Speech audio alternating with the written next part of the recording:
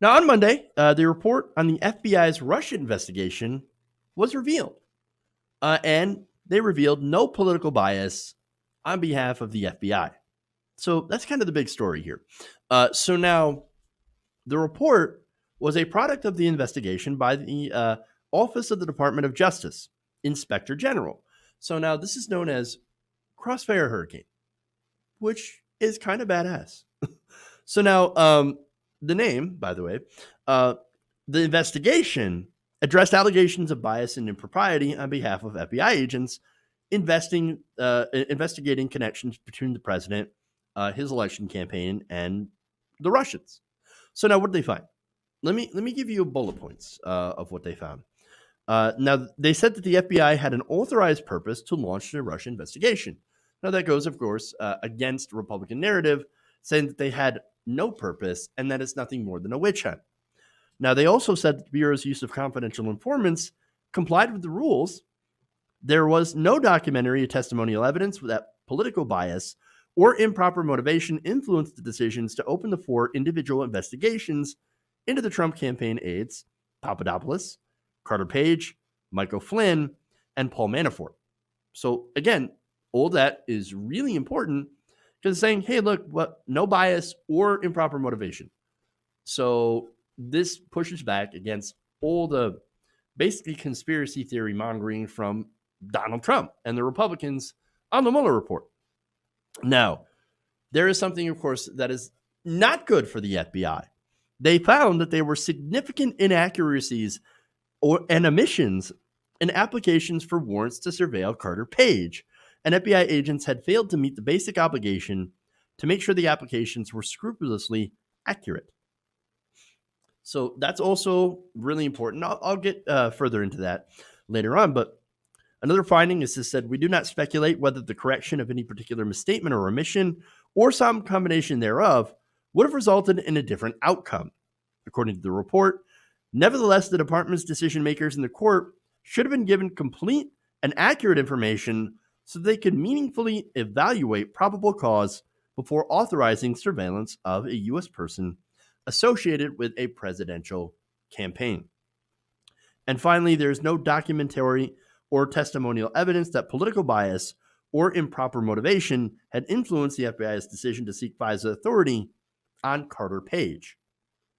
So here we have the IG report saying, or essentially debunking nearly all of the arguments from the Trump administration.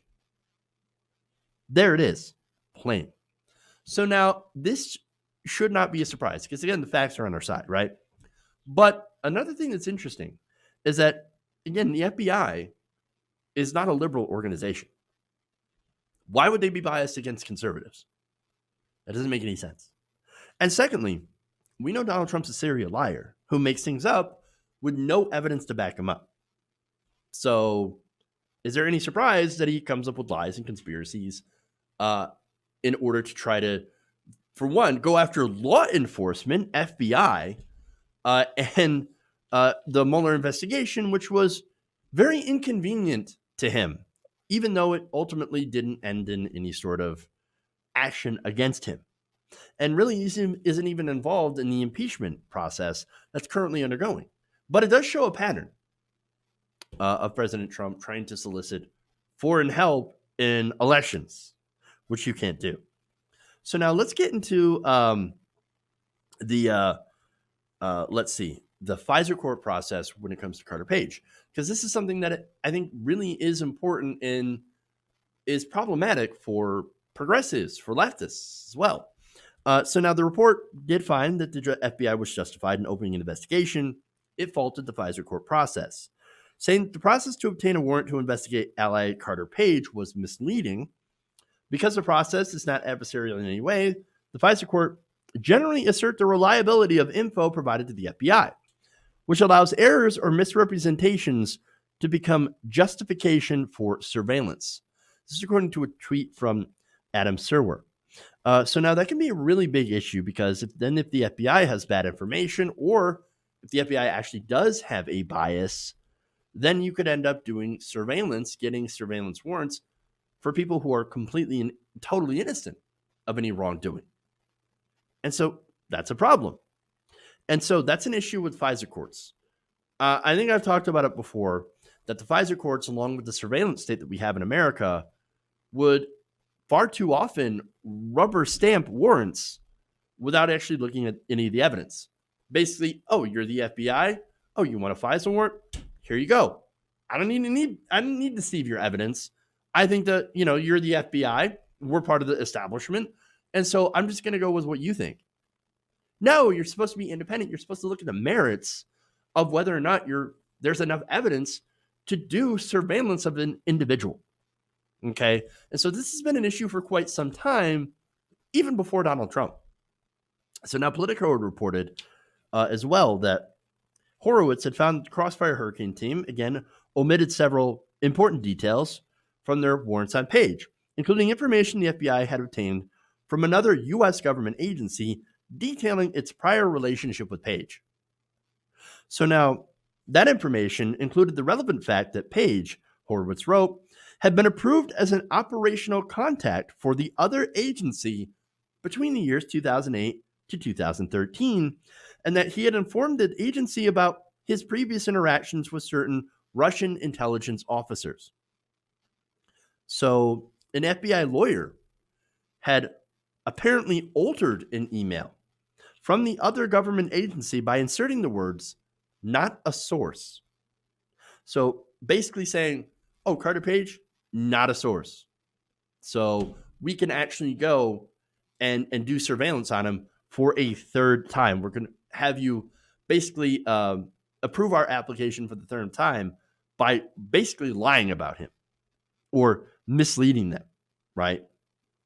But Page was a source. So that's disastrous. Now, none of this, of course, exonerates President Trump when it comes to the investigation, but it really does find that the FBI can be very careless. And by omitting certain crucial information, is able to get the FISA court to more easily sign off on these warrants. And so, how I mentioned that the FBI is not exactly a liberal organization? Who do you think they'd use this against more?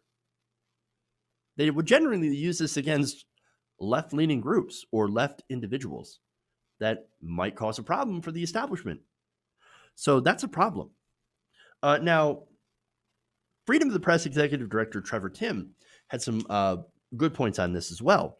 They said if the FBI was this negligent and or malicious in a FISA surveillance application that it knew would get the maximum amount of scrutiny, what does it say for the thousands and thousands of others that they will forever keep secret? Really important. That said, and again, that's a devastating question and a really important question. But the big takeaway here, again, is that, yes, this is a very big problem for freedom advocates and people who, again, don't want to be surveilled by the government for no reason, for their political activism. Big problem there. So now, I do have to note as an aside, right? Trump, wrong, conspiracy theories, completely wrong. No bias at the FBI. Now, of course, people will point out, but what about Lisa Page and Peter Strzok? They're obviously anti-Trump, right? They had a bias. Look at the texts. Well, those texts, by the way, if you actually look at all of the texts, you realize that Peter Strzok wasn't on the side of anybody. He hated Hillary Clinton, Donald Trump, Bernie Sanders. He didn't like anybody that was running. And so that's not actually evidence against that he would act against Donald Trump. And by the way, when the texts were discovered, he was immediately removed from Mueller's team. And by the way, the reason that I reference that is that the IG also found pro-Trump messages. Okay. So now Horowitz detailed text between a handling agent and a co-handling agent on November 9th of 2016, rejoicing over Trump's victory. In fact, the one handling agent said simply, "Trump." Now the co-handling agent replied, "Ha ha ha, S just got real." And the handling agent replied, "Yes, it did." The co-handling agent had responded then, "I saw a lot of scared MFers on my way to work this morning. Start looking for a new job, fellas. Ha ha. So, pro-Trump, oh, they must have a bias in favor of Donald Trump. And so that's why the FBI went after Trump. If you follow the logic of the people that talk about Peter Strzok and Lisa Page having a bias against Donald Trump, then I guess you would have to come to that conclusion. Or you can say that people have their opinions and their biases, but still know how to do their job. Again, this doesn't prove pro-Trump bias for the entire agency. So now, are the Republicans going to let this go? Of course not.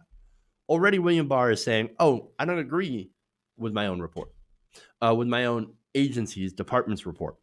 And then, of course, others are latching to how they mishandled the evidence of or the surveillance of Carter Page. So at the end of the day, this achieves nothing. Yes, this vindicates us, saying that the FBI in this case actually did do their job without bias. It debunks a whole lot of conspiracies. But at the end of the day, Republicans are still going to latch on to what they believe.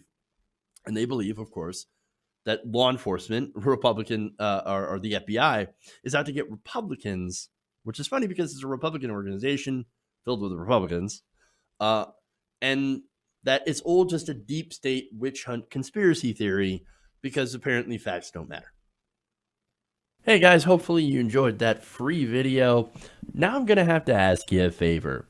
Between the demonetization and the YouTube algorithm messing around with view counts, etc., we're having a hard time adjusting to the new YouTube reality, which is where you guys come in. See, we have a Patreon, patreon.com/TYTNation, set up to help us rely on you guys, the viewers, instead of big corporate ads. Look, you know the show. You know I'm not in favor of big corporations anyway. So help us transition away from relying on the ad model to pay the bills and sign up to be a patron, patreon.com/TYTNation. That goes a long way to help us keep the lights on. And you guys will know that you're supporting independent, progressive media.